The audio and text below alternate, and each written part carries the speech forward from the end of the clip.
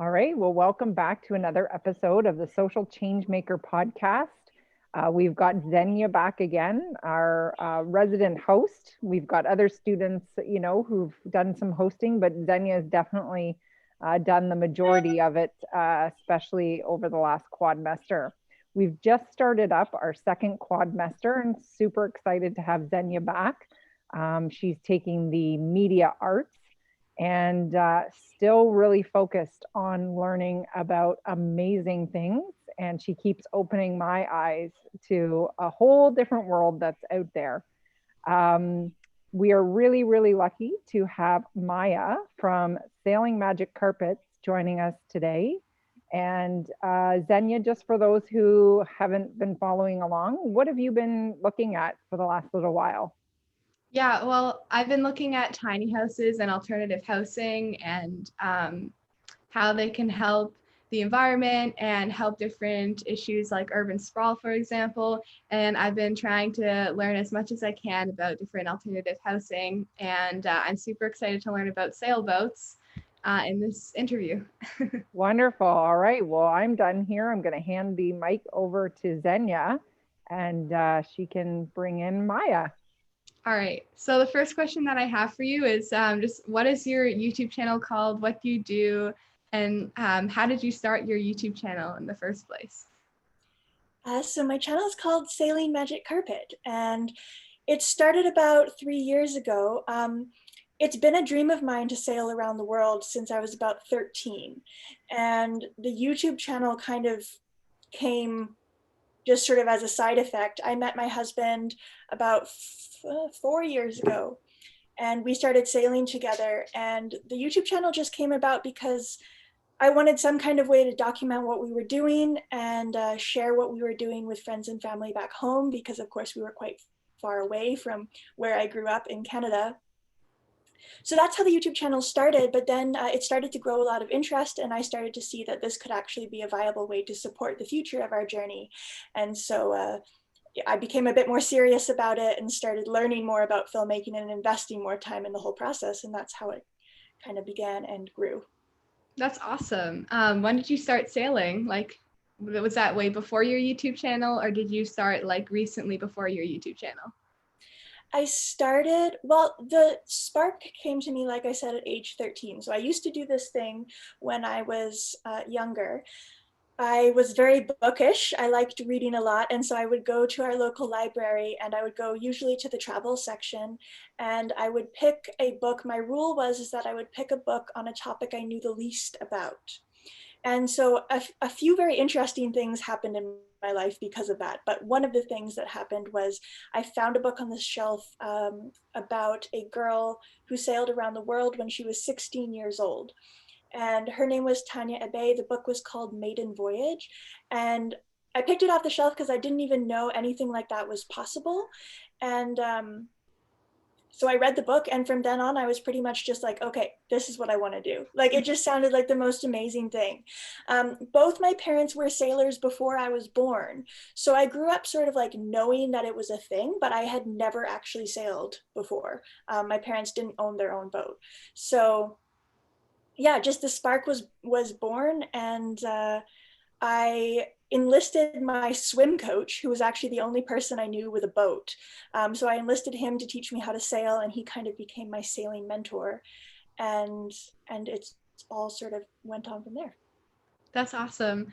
That's funny because I'm 14 and I also want to sail around the world. So I'm at the same age as when you wanted to do it.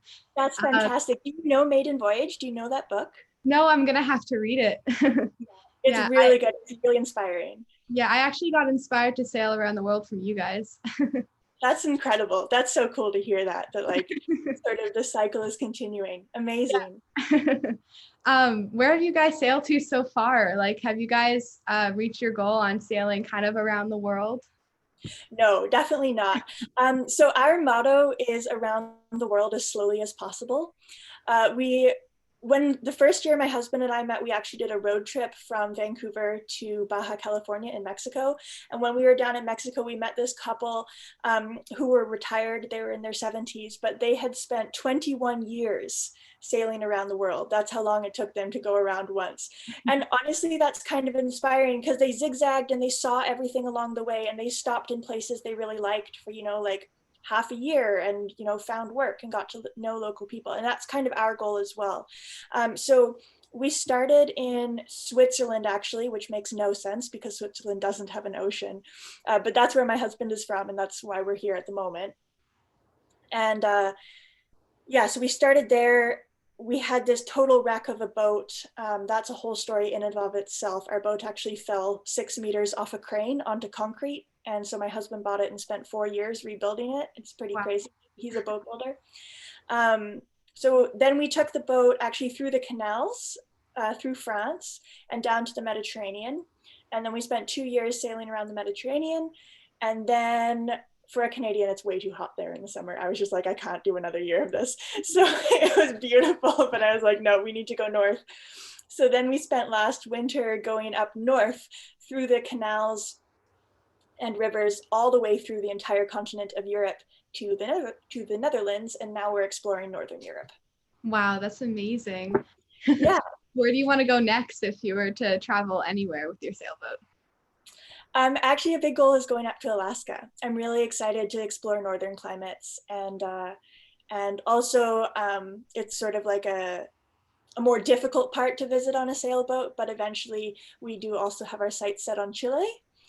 There's a lot of very interesting islands around there, but it is difficult sailing ground. So I feel like we need to learn and explore more first.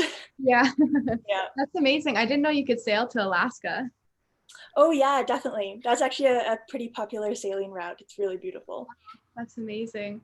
What were your thoughts on traveling around the world at first? Like, did you get seasick when you were first on a sailboat? Or were you nervous, like if you were to get caught in a storm, for example? No, I was not nervous at all at the beginning. I probably should have been more nervous. Actually, it's interesting because, like, I think the more I've experienced and the more sailing I've done, I've grown to have more respect for the sea, because you start to realize like how serious it is and how you do really need skills to be out on a boat. At the beginning, though, I mean, I did take it slowly, so I wasn't, you know, just throwing myself out into really big windstorms at the beginning. I was sailing in protected waters and always sailing with other people and stuff. So I took the learning process slowly, and the seasickness is not really something that you can just get rid of. Like, pretty much everyone gets seasick now and again. Even the most seasoned sailors will occasionally get seasick, and it usually happens after you've been on land for a while or in really calm waters, and then you go out into really rough conditions, and usually that sudden change will bring on seasickness. It usually resides after, or it usually calms down after a while, but yeah, no one's really immune to it. A few very lucky people are, and actually my dad is one of those people. He's sailed around the world, like I said, before I was born, and has never been seasick in his life. So I was actually really hoping I got those genes, and unfortunately I did not, but you know. I didn't know that. That's so interesting. So like everybody has a little bit of seasickness. Totally, yeah. Pretty much every sailor has been seasick. Wow, that's so interesting. Can you tell us like what you think on sailboats being environmentally friendly, and do you think that more people should try living on a sailboat? Yeah, I think that's an interesting question. Sailboats being environmentally friendly. In one way they are, because, you know, we don't have a car and we don't really spend a lot on transportation because our home is our transportation. But nonetheless, like, our boat still does have a diesel engine, and most boats do. Now there is starting to become a little bit more of a move towards electric propulsion. But even that, you know, it has really big downsides. Safety is a huge concern on sailing boats, and having a reliable method of propulsion that you know is going to work all the time is quite key. Because, you know, when you've got a tide ripping through somewhere, or there's a squall that hits you in a sudden rainstorm or a sudden windstorm, you need to be able to know that if you start dragging anchor, you can get off the rocks, basically. So yeah, we do have a diesel engine, and we like that for reliability. in that sense, you know, we're not emissions free, but at the same time, I would say we still use less emissions than when we're living on land. But I think it more comes down to just you as a person and how you conduct your life. We really try to reduce the amount of plastics that we use, and we try to not travel extensively with, yeah, you know, like cars, and we obviously sail as much as we can rather than turning on our engine. But yeah, as for the part about whether or not people should live on a boat, I definitely don't want to say should in this instance, because living on a boat is a difficult lifestyle. It can be a very unpredictable lifestyle, and it has a lot of just, it has a lot of complications involved with it, and a lot of, you have to be very dedicated to it, and you have to really love it. So as far as should people be living smaller and simpler, perhaps I would agree more with that statement. But I think sailing really requires a lot of dedication and knowledge in order to do it safely and really enjoy it. Yeah, definitely. Yeah. And also, I was just thinking when you were saying that, I guess living on a sailboat also makes you think about like what you consume, like how much stuff you have, because it's such a small space. Do you have trouble with that, or? I mean, I knew that going into it, so it's not like it was a shock or anything. And I've always lived in pretty small houses, so I've never had, you know, a big closet. But yeah, I mean, you do just have to think very carefully about what you need. And I think that in itself is a more sustainable mindset, really thinking, do I need this? And if you decide that you do, then you end up putting, I find I end up putting a lot of research into finding exactly the right thing that's going to last me a long time. Because not only is there limited space, but also when you're going to more remote locations, you need gear that's going to perform reliably, because sometimes you can't replace things, you know, so. Yeah. No Amazon Prime on the ocean. Yeah. So another question that I have, this is kind of off topic, but so on your sailboat, do you have trouble like keeping your camera equipment for your YouTube channel like dry, for example? Because I know it can get like a little bit wet and like a sailboat. So do you have to like wipe them down once in a while? No, and I mean, it does, if it's getting really wet in your sailboat, that's kind of an issue. Like you should be looking into that. So it's not like it gets that wet. Sometimes it does get humid, but no, it hasn't been a giant issue. I mean, we do have waterproof bags for most of our equipment, but mostly I just have it in a cupboard and it's fine. Okay. Do you guys ever have any trouble like fixing the sails on your sailboats, or like do you ever have like an issue with I don't know, the plumbing or like the wires or anything for electricity? And like, do you guys have to often fix that yourself, or do you find yourself like you can bring your boat in to have somebody else fix it? No, that's a good question. And that's a huge part of sailing. And one of the reasons why I said maybe it's not for everyone, is that it is, typically sailors are very do-it-yourself, and you kind of have to be. If you're only planning on staying in a marina and you do little day trips from your local marina and you always come back, then it's a different story. But if you're really living a lifestyle like we are, where we're constantly traveling, you need to be able to fix things yourself. So my husband is a boat builder, and so fortunately he knows how to fix things pretty well, which is great. I did also own my own boat back in Canada, so I know a few things, but I mean, he went to school for it, so he's definitely got the upper hand there.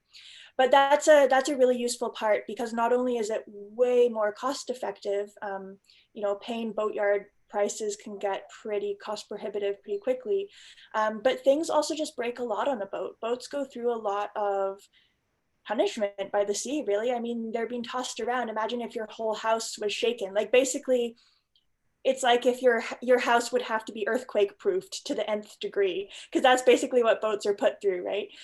So things do break, wires rub, and all sorts of things happen. So Yeah. being able to fix it yourself is pretty key, I would say. Yeah, definitely. When you mentioned your own boat, like your first boat that you got, I remember I watched a video. You said you got it for $1 or something. Yeah, that's right. Wow, that's amazing. So you took the offer right away, and did you have to like so you fixed it up yourself? Yeah, that was a crazy story. So when I went to university when I was 16, and I moved away from home, and I had this whole sailing dream in my mind, but I sort of thought like I'll put it on hold until I have my bachelor's, because I mean, you know how it is when you're in university and you're really young, like you obviously don't have any extra money and you don't have any extra time and you're just kind of unestablished in the world. But nonetheless, this dream never left my head that I knew I wanted a boat. And so one day I was walking around the harbor and I saw this really beautiful boat, and I could tell it was gorgeous. It had a really beautiful shape and really beautiful lines, but it was also not, it hadn't been cared for recently. Varnish was coming off and the tarps had kind of blown off. You could tell it wasn't being loved at the moment. And basically, long story short, I ended up finding the email address of the owners. I sent them an email. My proposal to them was kind of along the lines of, maybe I can help fix your boat and take care of it in exchange for being able to sail sometimes. But they emailed me back 5 days later, and the first line was, "She's yours. You can have her for $1." Wow. And it was crazy. I mean, basically the situation is they were older, they lived really far away from the boat.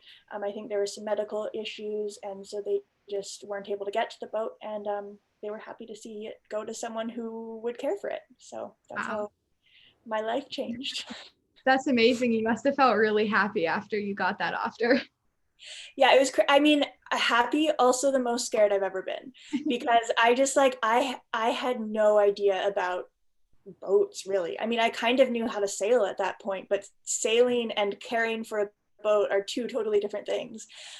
So I was pretty nervous. I also like finding a marina to keep a boat in is really quite difficult on the West Coast as well. So there was a lot of fear, but it was sort of that situation where I knew if I said no, then I would forever regret it, because this had been something that I had been dreaming about for so long. And I was really scared of, what if I'm the person who says that they've wanted this thing for so long and it finally falls into your lap and you're too afraid to say yes.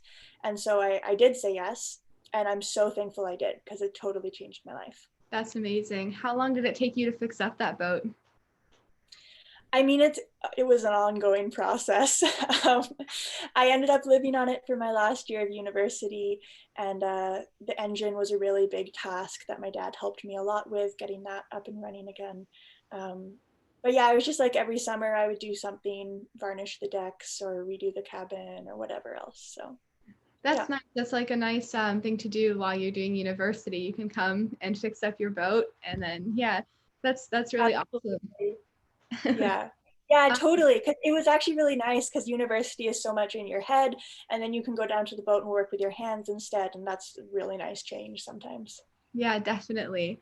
Um, this is kind of so changing gears. I've had this question. So I watched your last video and you mentioned that you were an introvert. And I am too, so I know how it feels like to meet new people. And you were talking about meeting new people and how it can be difficult.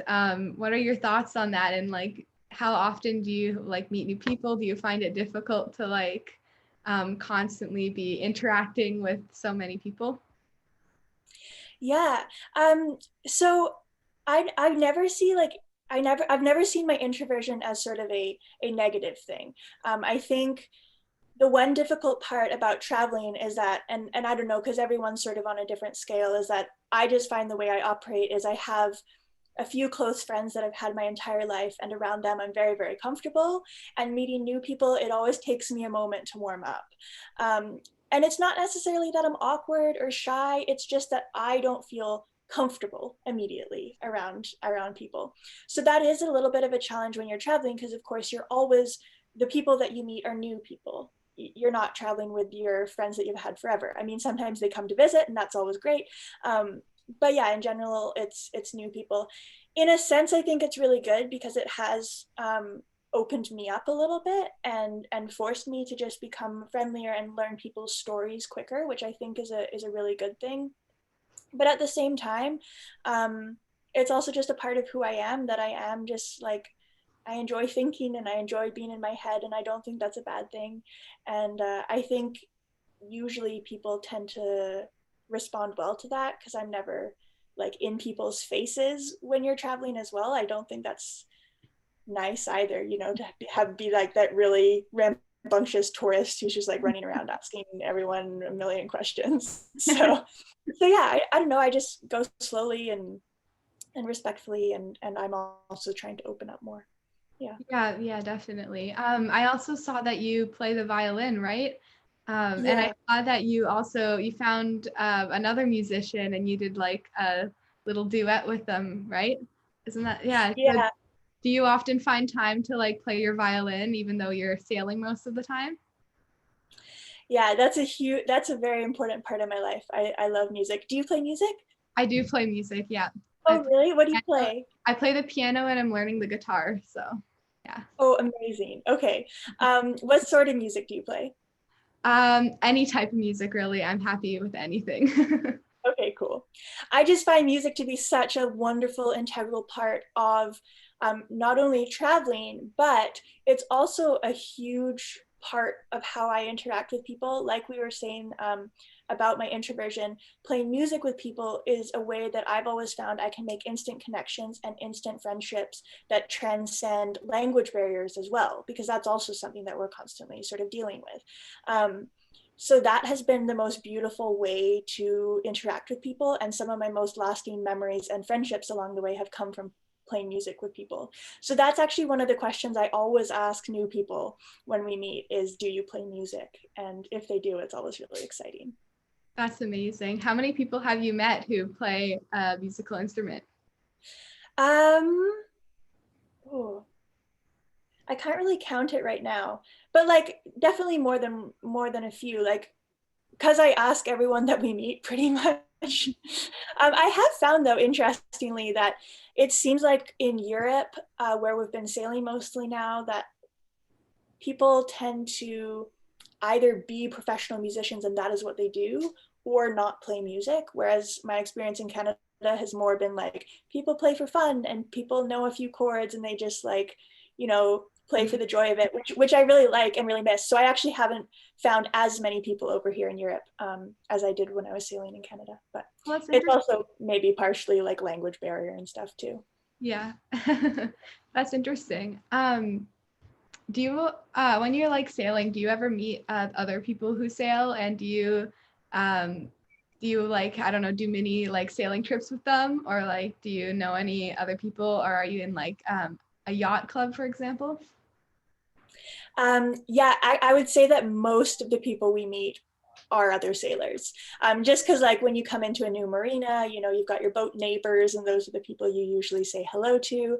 And the sailing community is usually really nice as well. Just other people who love boats and always love to talk about them. So it's kind of nice because you've always got topics that you can talk about sailing and where you've been, which I also find as an introvert to be really nice to kind of like have a way in when you're meeting new people. Yeah, definitely. So yeah, so that's probably the majority of the people we meet as other sailors. That's so interesting. That's awesome. I didn't know, like, because I'm so used to just like meeting other people and them just being, you know, living in Toronto in the big city, but like it's amazing how many people actually sail on a sailboat. Yeah. Totally. When you're in this world, it starts to feel like everyone does it. And then sometimes you go, like when I go home or something and visit friends and family, and they're all like so confused and not sure what the hell I'm actually doing. But yeah, like when you're out there on the water, it feels like the whole world is doing that, because there's a lot of people who live on boats and sail around and have some incredible stories. Yeah, that's amazing. Speaking of having like amazing experiences and stories of living on a sailboat, is there anything particular that you found really amazing being on a sailboat? I guess just, I think the ability to move your home. And I think that's such a special part of it is you go outside and you know, you might be in this beautiful new place and there's always adventure outside of your boat, and then you go inside and everything is familiar and safe and warm. And I really love that, to be able to go and see all these new places while still having a piece of familiarity go with me always. I think that's a lovely way to travel. Yeah, definitely. It's kind of like instead of staying in hotel rooms, you have your own little hotel room that you bring around the world. That's amazing. Your own little home. Yeah, Yeah, totally. definitely. Do you ever think that you'll stop living on a sailboat, like, or do you want to just sail around the world for like 21 years, as you said? That's how long it took that one person. Do you think when you're older, you're gonna need to like maybe move into, I don't know if you're interested in tiny homes or other alternative housing, for example. Yeah. I think that one day we probably will make a transition to a little bit more time on land. But I don't think we'll ever stop sailing. I mean, right now, our boat really is our primary residence, and I don't know if that will always be the case. But I don't know, it's hard to predict. I mean, at least for the next 5 years or so, I would definitely say our boat is our primary residence. But eventually we would like to have kids, and then maybe a little home base on land somewhere would also be nice, but the boat will never be far. That's really awesome. If you do have kids, do you think you want to like bring them up in like the sailing business? Do you think you want to teach them how to sail like right away? Do you think you will take your kids around the world as well? I mean, I think our kids are going to have to learn how to sail because it's just going to be a part of their upbringing. So yeah, I mean, we'll definitely teach them how to sail. And I mean, I don't know if we'll take them around the world or not. It all feels sort of like in the future at the moment. So we'll Yeah, see what ends up happening. Do you Yeah. think just in general, like have you ever met anybody that has like a family on a sailboat? Because I know it's such a small space, and if there's a lot of people living in it, it can get crowded. Yeah, one of my best friends actually was born and raised on a sailboat for the first years of her life, and I think it's actually quite apparent in her personality because she has such an easy time meeting new people and is very, very friendly and very open and very open-minded. And I think probably a large part of that has to do with the fact that she was often sailing and moving and meeting new people and yeah, Yeah, yeah. awesome. I think it's an interesting way to raise a family. But I Yeah, think balance is always important, as with anything. I mean, some adventures, some stability. I'm not an all or nothing kind of person. yeah, definitely. Um, I think that's it for all the questions that I have for you, but I do have one more. So I know that you write a blog. I've seen your blog, and do you like to write on your spare time? And also, where can people find your blog? Um, so actually, where did you see my blog? Which one was that? I'm not sure. I know I looked up Sailing Magic Carpet, and I saw it had like it had you and it had your husband, and it was Oh, the website. Okay, yeah. website. Yeah. Yeah. Okay, yeah, totally. Yeah, no, we have a website. I don't actually write like a blog on it. Like I don't put posts on it. But I do put posts every week on Patreon, which is actually how we fund our adventures as well. So I do write there, but it's not like well, I guess it is a blog, but it's just like a subscription blog. I don't know. But yeah, I love to write. I mean, I think that was a really big reason of why I started the videos is because I like to write and I like to play music and I like to share our adventures. And actually a really big reason of why I started the videos in the first place was to have a creative outlet. When I met my husband and we decided, we were both totally in love with sailing and we decided we wanted to make this our lifestyle. I decided to sell my boat in Canada because his boat was a bit bigger and it was just in better condition. And so we decided to go with his. But moving all the way to Europe and leaving my friends and family in Canada and, my musician friends who I played with and just like everything that I knew, that was a difficult transition, kind of moving into his world and his boat. And I really felt like I needed something for me, something where I could express my talents and my interests. And that's actually why the video started, as a way to express my writing and express my music and just bring a story to this whole adventure that we were living. So yeah, yeah, writing is an important part of that. Yeah, definitely. And I've also noticed when watching your videos, I really love your narration. Like it sounds like it's so poetic and it's amazing. So I like your writing a lot. That's really nice. Thank you so much. Yeah, of course. So I think that's all the questions that I have for you. Thank you so much for joining us. I really loved interviewing you. And Thank yeah, you. It's been a pleasure. You're so well spoken and you're a fantastic interviewer, and I think your interests are so interesting. And yeah, I wish you all the best. I mean, I think you're off to a really good start in life, and thank you. this is amazing. I think you're going to look back on these years and these interviews with a lot of happy memories in the future when you're off doing amazing things. Thank you so much. That means so much to me.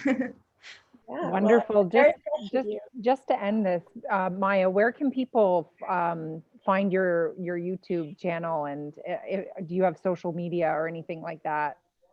Yeah, the YouTube channel is Sailing Magic Carpet, and that's really where we communicate the most. We also have an Instagram, but I don't post that much on there. So, yeah. Wonderful. Thank you so much. Yeah, of course. Thank you for inviting me. It's an honor to talk to you, and a fantastic program that you've put together too, Rebecca. I was looking into it because I'm also a fan of alternative schooling. I was alternatively schooled. Oh, well, I yeah. want to hear more of that off air. Sure.